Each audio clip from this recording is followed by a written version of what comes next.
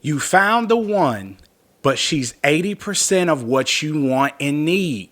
So I have good news and I have bad news. And here's the good news is in modern society, I would say congratulations. Because the fact of it is, while we should all individually be a complete person, the process of two becoming one is a process.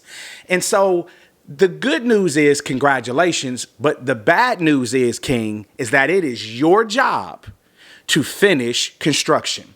Yep, absolutely.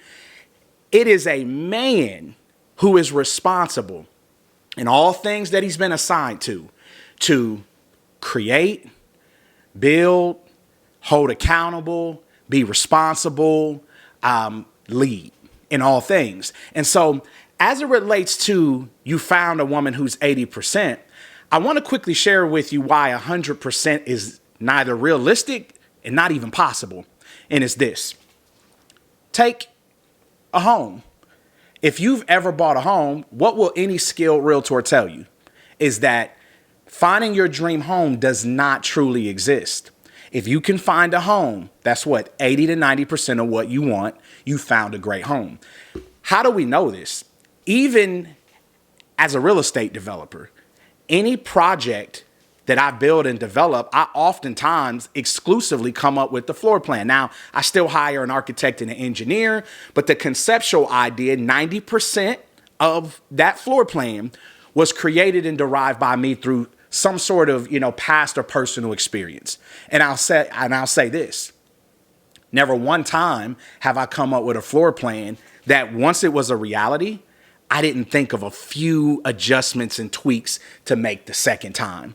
Well, guess what? Relationships are the same. And so here's what I want to impress upon you, King, is because God has assigned you to love, lead, and elevate, the same thing applies in a long-term or committed relationship. And unfortunately, with today's modern society where we live in a microwave world where we expect perfection, let me deal with that. Perfection is not possible. The goal in life, personally or professionally, should always be progress. And so as it relates to the 80%, congratulations, that's about as good as it gets because it is a journey for two to become one. And the reality of it is the onus is on you, King. And so what that basically means, before I get into the why and the how, I need to disclaimer something quickly. And it's this. As I always share, scientists have figured out that the in-love phase can only roughly last 2 years. So what I'm going to strongly recommend to all of you kings is the concept of marriage should not even be a real reality until at least year 2 or 3, because what is important is after the in-love feeling wears off, you have to understand love is a commitment, right? It's not a convenience. There's nothing normal, right, about two people having to learn how to communicate and compromise through a process. There's nothing simple and easy after you go through the in-love phase, which only lasts 2 years. Now you have to learn how to fight fair phase. And so what is really critical as to why the 2 to 3 years, as you begin to evaluate if you can lead her into building the other 20%, and that goes both ways. You have to do that for her. She has to do that for you. Because what? A relationship is a constant compromise. It's never all my way or your way. The fact of it is two becoming one is something that must be done mentally, emotionally, spiritually, physically. But it is the man's responsibility. As you are called to build, her job is to incubate, right, and nurture whatever it is. And that even includes your relationship or future marriage. And so the 2 to 3 years is largely because love is not a feeling. Love is a commitment, as I shared before. The reality of it is what we all must be wise to understand is that it is easy for either party to send their representative. Typically, you can't do that longer than 6 months. Some have done it longer. But the reality of it is not when you squeeze the juice and you get all the juice, should you not expect to experience pulp. That is a reality of life. That is a reality of relationships. But guess what? ultimately, I need to know in good and bad, what am I getting? Meaning, what are our deficiencies individually and collectively? Because those are things that we're both going to need to work on individually, mostly, right? Understanding that we must be the change we want to see. We can only change ourselves, never another. And yet, ultimately, there are some things that the two of you are going to have to lean into through prayer, because it is a process. But why and how does a man need to build the last 20%? And it starts here. A good friend of mine, best friend of mine, shared something with me about relationships, and he was 1,000% right. What he shared was an analogy of a tree. You see, any tree that you see outside of your home or your office, right, has a growth indicator. Similar to a fingerprint for a person, a tree has a ring. If you were to cut the tree in half, you'll see a ring which identifies every single year of that tree's journey. You see, what scientists can figure out by evaluating the ring is, was it a good year? Was it a bad year? Was it a drought year, or was there an abundance of rain? And here's the thing, kings, your woman, your future wife, is largely the same as are you, which is there are circumstances and situations that have made you who you are, has made her who she is, that you essentially don't have any say-so, or accountability. But yet, guess what? It still makes up the core of who and what the tree is. And so likewise, all of us come with deficiencies and struggles and challenges that we didn't create in each other, but life did it on its own. That's called the real world. And that being said, why and how does a man need to build his relationship? Because she has been through cycles and storms, largely without you, that have created some good habits and bad habits, and likewise for you too. But what that also ultimately means, and I can't say it any other way but the truth, because guess what? The truth is the truth. And as a man, we have to decide that we're not going to live in comfortable lies. We're going to have courageous conversations and deal with whatever it is, good, bad, or indifferent, so that we can reach the optimal outcome as it pertains to chasing God, chasing our destiny, right? And all the things that we've been assigned to. So what that ultimately means, King, is this. Similar to that tree and things she's been through that have nothing to do with you, what that largely means is that she has some imprinting and has programming, right, from her past partners. Oh, yeah, we're going to go there. That's a fact. Absolutely. But here's the thing that you got to be set on, King. We're running my program. Well, what's this? iOS 17? Oh, yeah, that's the new update. iOS 17. I'm not running on iOS 13. I'm not running on your programming, right, from past partners, because what he will allow or accept has nothing to do with me.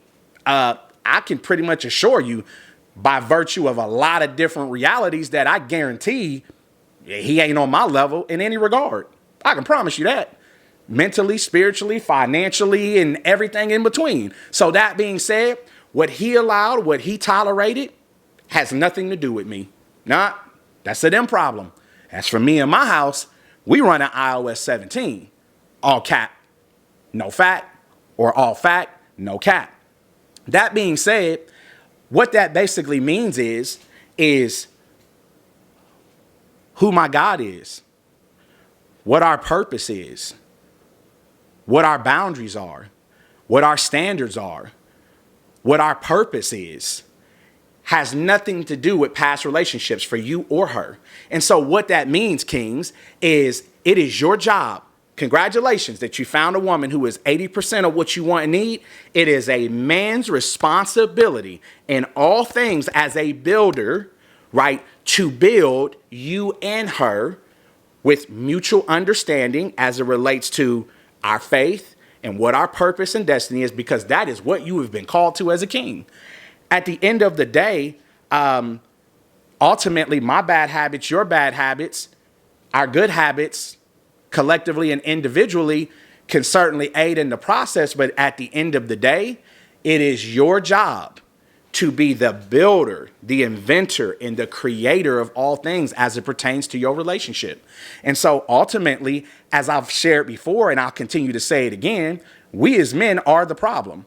My late great mentor, Dr. Monroe, would always say that, you know, every issue in life, good or bad, is because a man was either in his rightful or wrong place in terms of how he handled or how he stewarded or how he managed certain things. And here's what I'm going to say to you, King. If you cannot lead her, you must leave her. It's that simple because, again, as I've shared before, I have to fight and battle everything in life. I'm not going to do that in my home. I'm not buying problems. I'm buying peace. But guess what? That means you must lead. And yet again, if she will not follow for whatever those reasons are, or if consciously or subconsciously she doesn't feel like she needs to follow, then kick rocks. It's just that simple. Yeah, absolutely. That's what that means. Because ultimately, I understand the purpose of life is to what? To glorify God, to do the thing of which he sent me to do. What else is also the purpose of life? It is a man's responsibility to find out what his purpose is. That purpose is multi-generational, meaning into perpetuity forever. So what that means is I play life different. I'm not playing for keep now. I'm playing to make my days on earth as in heaven. And I'm also playing what? To be found to be a good and faithful steward. Because ultimately, when we're all at the judgment seat of Christ, we're going to be judged only for two things. Number one, is your name in the Lamb's Book of Life? That's a yes or no. If your name is in the Lamb's Book of Life, the second question is real simple. Did you do what I sent you to do? At that point, we are going to be rendered eternal rewards and eternal responsibilities till kingdom come.